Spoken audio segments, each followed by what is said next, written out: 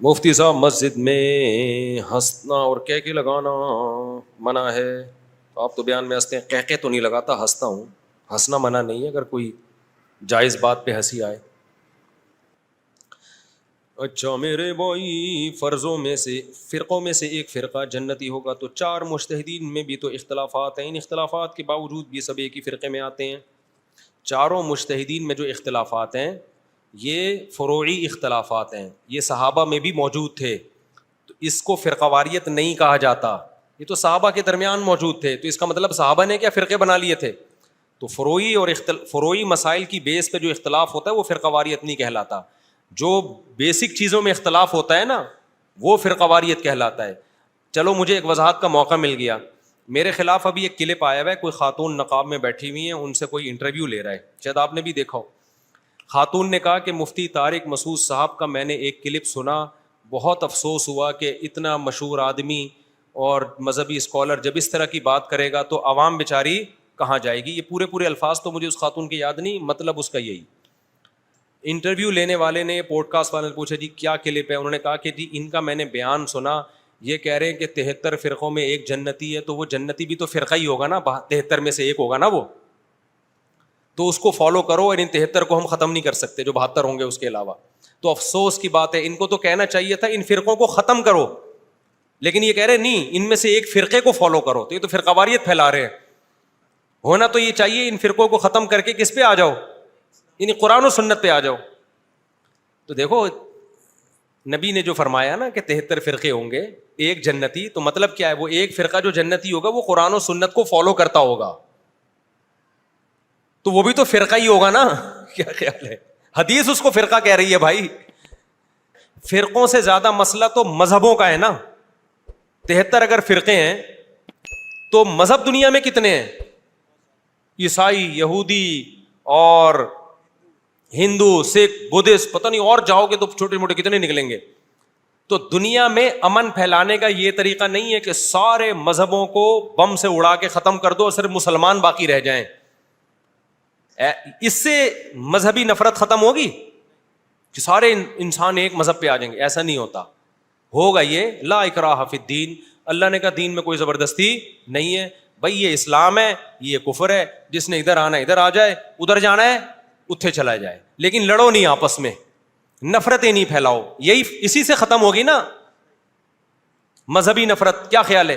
تبھی مسلمانوں نے جہاں بھی دنیا میں حکومت کی، ہندوؤں کے مندر بھی تھے، سکھوں کے بھی وہ گردوارہ کہتے ہیں، سکھوں کے بھی تھے، عیسائیوں کے بھی چرچ تھے، سب جا رہے تھے، اسلام واضح تھا بھائی یہ اسلام ہے، جس نے ادھر جانا ہے ادھر جائے، ختم۔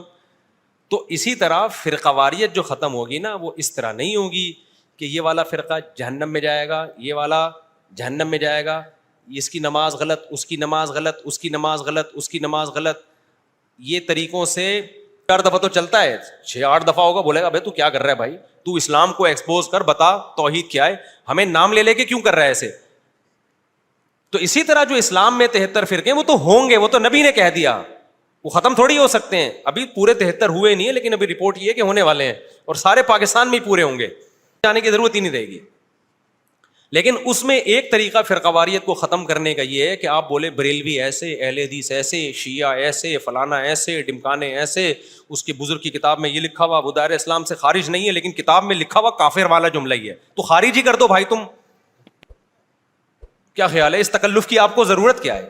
بعض لوگ کہتے ہیں ہم کسی کو کافر نہیں کہتے، تو آپ کو یہ تکلف کی ضرورت کیا ہے جب آپ نے اس کی عبارتوں سے نکال کے قادیانیوں سے بھی بدتر بنا دیا اس کو، تو اب یہ تکلف کہ وہ کافر نہیں ہے، تو اس کی یہ ایسی میٹھی چھری ہے نا، یہ ایسے جیسے میں بولوں کہ یہ آپ کو مثال دے رہا ہوں، آپ ہو نہیں ایسے، یہ میرے پاس آئے، میں کہوں یہ ویڈیو کیمرے میں دیکھو یہ چوری کر رہا ہے، اب یہ کیا یار، یہ تو کسی کو نہیں پتا تھا بھائی، یہ تو مجھے پتا تھا مفتی صاحب آپ نے کیا کیا، یہ دیکھو یہ چوری، یہ دیکھو یہ دیکھو یہ، لیکن بھائی ہے میرا، میں نماز سب کے پیچھے پڑھتا ہوں،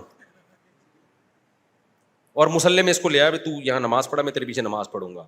آپ بولو گے یار اس تکلف کی، گندا مجھے اتنا کر دیا، کسی کام کا نہیں چھوڑا،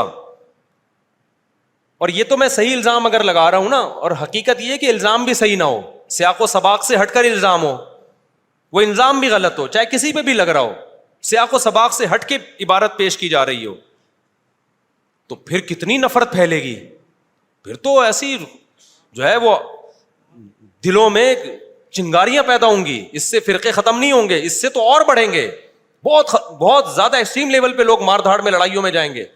اس کا طریقہ یہ ہوتا ہے کہ آپ بتا دیں ہماری رائے میں قرآن و سنت کے مطابق یہ بات ٹھیک ہے, جس نے فالو کرنا ہوگا کر لے گا, نہیں کرنا ہوگا نہیں کرے گا. اور اگر آپ کو کسی سے اختلاف ہے تو آپ بتا دیں بھائی ان کی یہ رائے ہے لیکن ہماری رائے میں یہ قول ٹھیک نہیں ہے, اس کے یہ دلائل ہے, بتا دیں. جس نے آنا ہوگا آ جائے گا, نہیں آنا ہوگا نہیں آئے گا. اور یہ ہمیشہ سے ہوتا آ رہا ہے, ائمہ اربعہ میں ایسا ہی ہوا ہے, ان میں اسی طرح ہوا ہے, تبھی ان کی کتابیں لکھی گئی, کسی نے اس کو فالو کیا, کسی نے اس کو فالو کیا. اچھا لوگ یہ کہتے ہیں جب یہ چاروں امام قرآن و سنت کو مانتے تھے تو ان میں اختلاف کیوں ہے؟ تو یہ الزام پہلے صحابہ پہ لگے گا, وہ بھی تو قرآن و سنت کو مانتے تھے مگر اختلاف ان میں بھی تھا. وجہ اس کی یہ ہے کہ قرآن و سنت میں اختلاف نہیں ہوتا, قرآن و سنت کی تشریح میں اختلاف ہوتا ہے. جب قرآن و سنت کی تشریح میں اختلاف ہو گیا نا تو اب اس اختلاف کو ختم کرنا ممکن نہیں ہے. جس کو جو تشریح سمجھ میں آ رہی ہے وہ اس کو فالو کرے گا, دیٹس آل, اور اللہ سب کو معاف کر دے گا. نیت اس کی ٹھیک ہونی چاہیے. تو آج ہو یہ رہا ہے کہ رفع الیدین جو کرتا ہے نا وہ کہے گا یہ رفع الیدین نہ کرنے والے یہ اندھے مقلد ہیں, یہ حدیث کو نہیں مانتے. جب یہ اسٹائل ہوگا نا آپ کا تو پھر آپ اچھی امید نہ رکھو, پھر آپ یہ نہ سمجھو کہ ہم کہیں ماشاء اللہ یہ اتنے اچھے ہوتے ہیں. پھر ہم دلائل بھی دیں گے اور پھر ہم دلائل کی دنیا بتائیں گے کہ تم چوری کرتے ہو, تم غلط کرتے ہو, تم قرآن و سنت کے نام پہ الو بنا رہے ہو. حدیث میں اگر رفع الیدین کرنا ہے تو نہ کرنا بھی ہے. آپ نہ کرنے والے پہ ایسے ڈھٹائی کے ساتھ پی جاتے ہیں, اس کو ایسے گھننے بن جاتے ہیں بالکل ضعیف کہہ کے نا, ضعیف. ہم تمہیں تمہارے علماء کی کتابیں دکھا رہے ہیں, محدثین کی دکھا رہے ہیں, بھائی وہ حدیث ضعیف نہیں ہے. اب سوال پیدا ہوتا ہے کہ پھر کرنا ہے, جب نہ کرنا بھی ہے اور کرنا بھی ہے تو پھر ہر ایک کی ترجیح کا طریقہ مختلف ہے. امام شافعی نے دیکھا کرنے کی حدیثیں زیادہ ہیں, انہوں نے کہا کرنا سنت ہے. امام ابو حنیفہ کا یہ اصول ہی نہیں ہے کہ کون سی حدیثیں زیادہ ہیں. امام ابو حنیفہ کا اصول ہے آخر سے آخر عمل کو دیکھو کون سا عمل آخر میں ہے. امام صاحب کی دلیل یہ ہے کہ بھائی رفع الیدین اگر کرنے کو دیکھا جائے تو 2 سجدوں کے درمیان بھی کرنا ہے, سلام کے وقت بھی رفع الیدین ہے, کیونکہ نبی نے سلام کے وقت صحابہ کو رفع الیدین سے منع کیا ہے.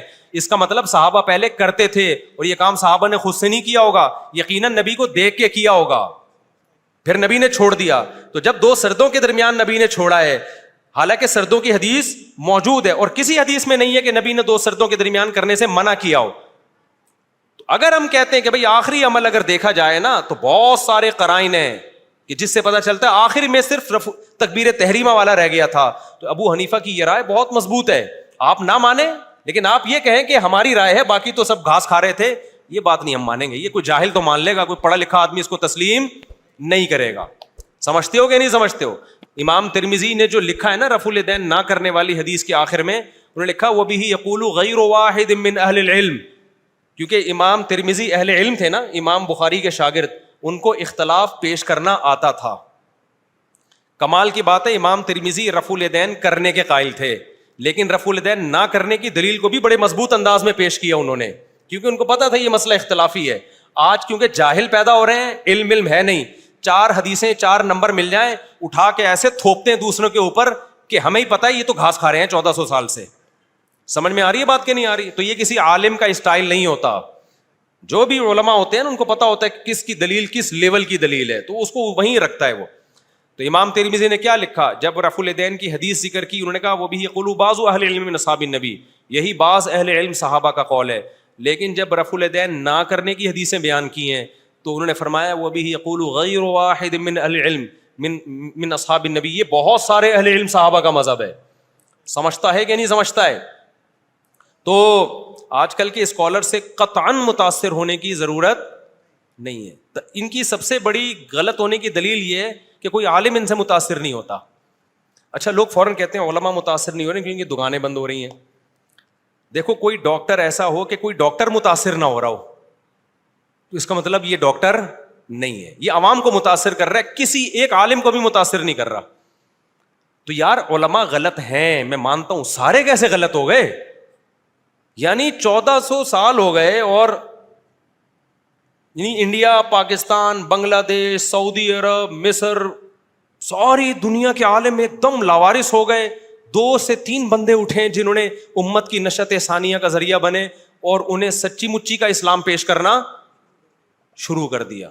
یہ میرا خیال ہے کسی غیر مسلم کی کھوپڑی میں یہ بات نہیں ہے. یہ وہ کہے گا یار یہ تو تمہارا تو آوے کا آوا ہی بگڑا ہوا ہے. تو یہ اب کیا 4 آدمی لا کے اسلام ٹھیک کریں گے کیا؟ وہ بتائیں گے نا بات.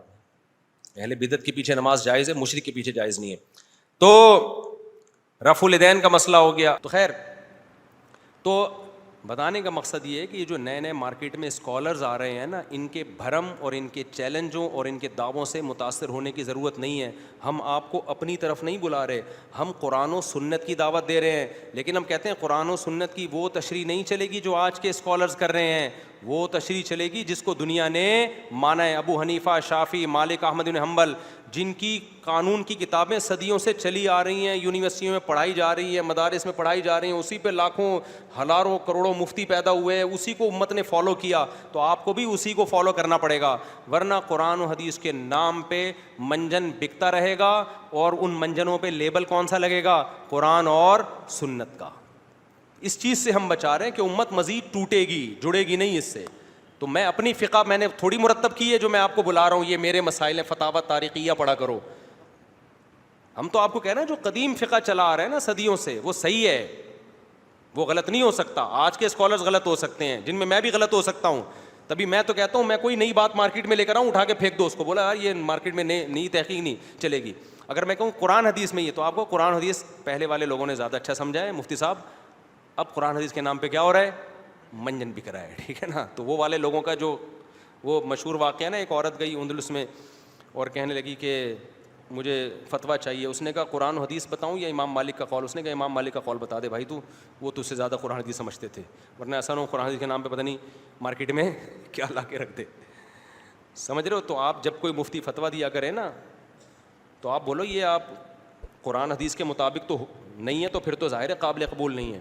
لیکن یہ ماضی میں کن لوگوں کا قول رہا ہے, یہ کنہوں نے فتویٰ دیا ہے؟ اگر وہ کہ کسی نے بھی نہیں دیا, میں مارکیٹ میں نئی چیز لا رہا ہوں, تو آپ اس سے بولو یار قرآن حدیث یتیم تھوڑی ہے جو آج تک کسی کے سمجھ میں نہیں آیا, اور تو نیا آیا ہے دنیا میں جو قرآن و سنت ہمیں سمجھا رہا ہے. یہ نہیں چلے گا. البتہ بدعت میں کسی کو فالو نہیں کرنا ہے. بدعتیں جو تیجے 40ویں 11ویں اور مزاروں پہ جانا اور طواف کرنا, ان سب چیزوں میں ہمیں متحد ہو کے کام کرنے کی ضرورت ہے. باقی رفع الیدین کرنا نہ کرنا یہ صدیوں سے اختلافی چلا آ رہا ہے. ان میں دونوں طرف دلیل ہے. جو ایک طرف شدت اختیار کرتا ہے وہ گمراہ ہے. سمجھتے ہو کہ نہیں سمجھتے؟